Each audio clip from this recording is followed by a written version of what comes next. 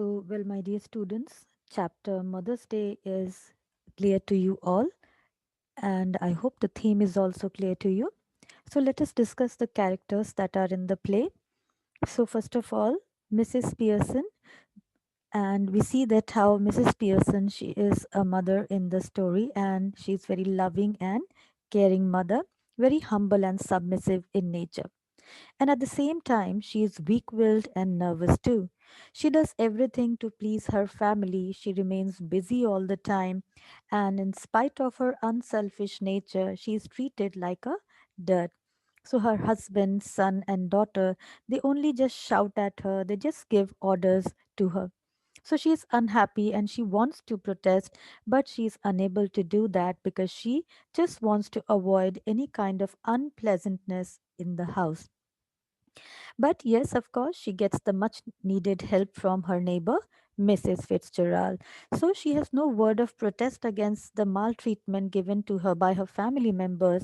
And it is only when her friend and neighbor, Mrs. Fitzgerald, she shows her family members their right place that she gets the respect that she deserves.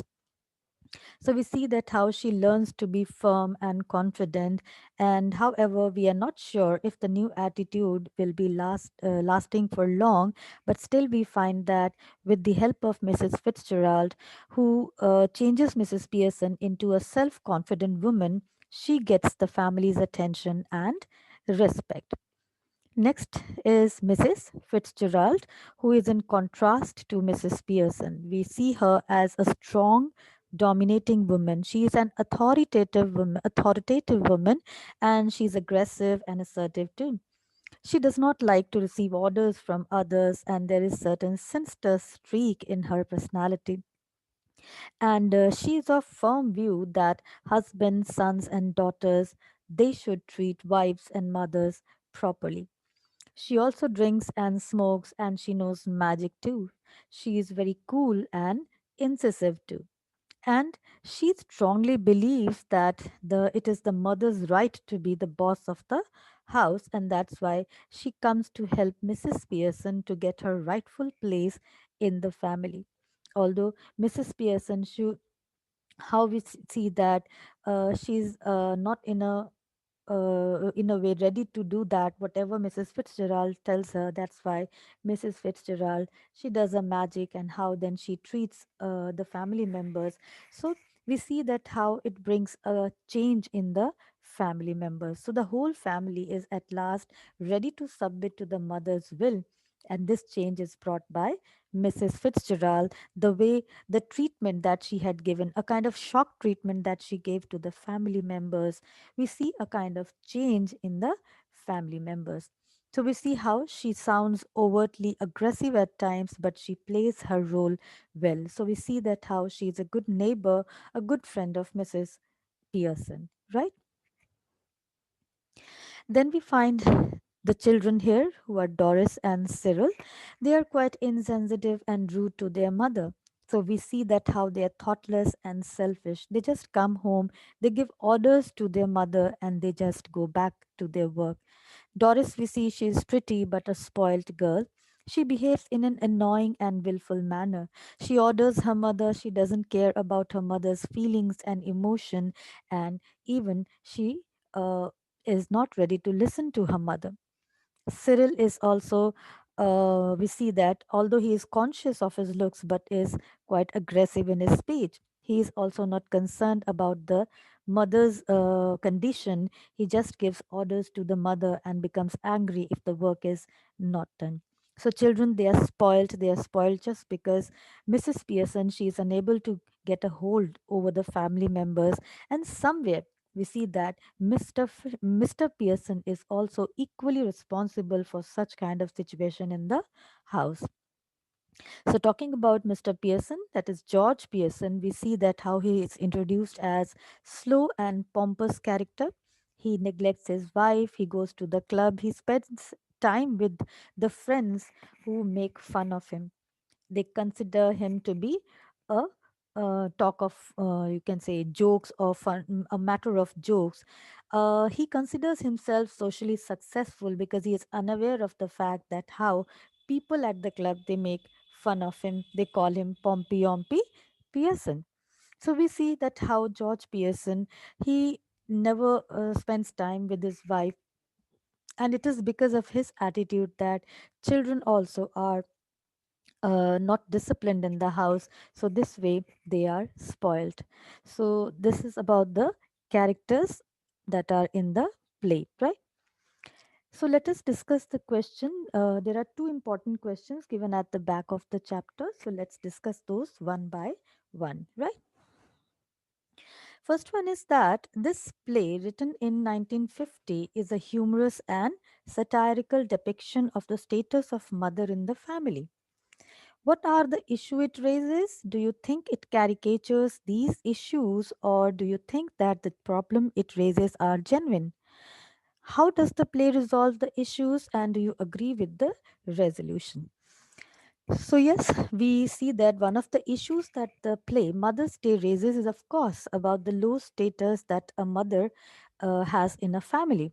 The other significant issue is whether the mother should remain confined only to the service of her family, or should also have the freedom to relax, enjoy her life like her husband and children.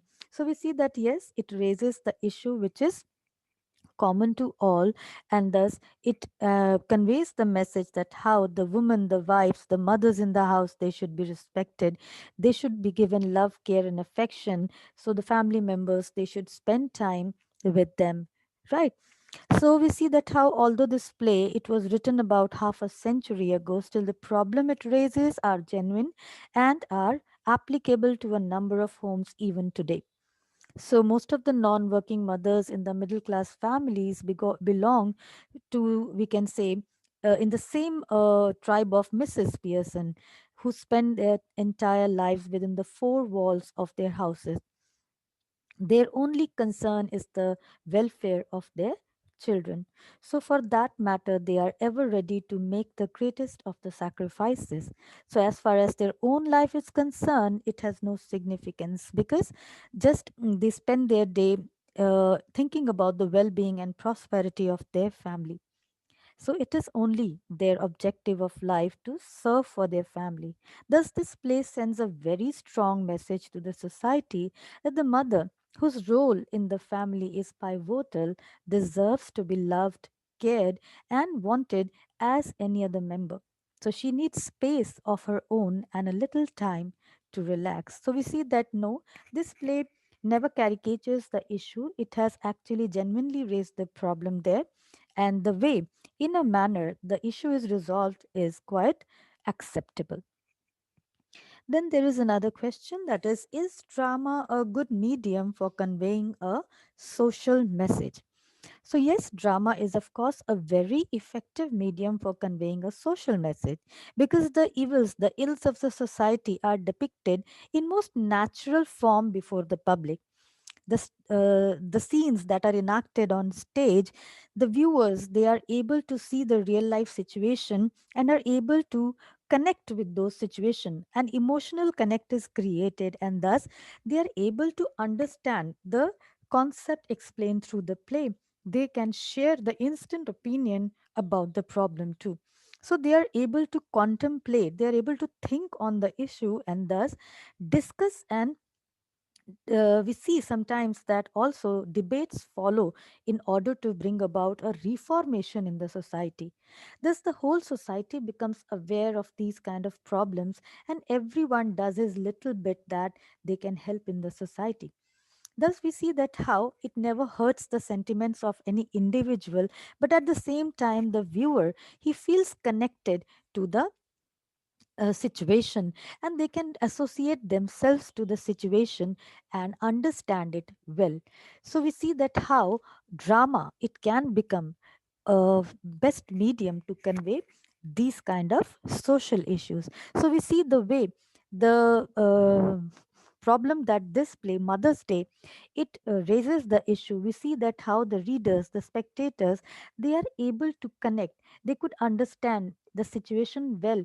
We see Mrs. Pearson, in a pathetic manner, and we understand her situation as we read the play. So somewhere when Mrs. Fitzgerald she tries to give a shock treatment to the family members, we find it absolutely correct.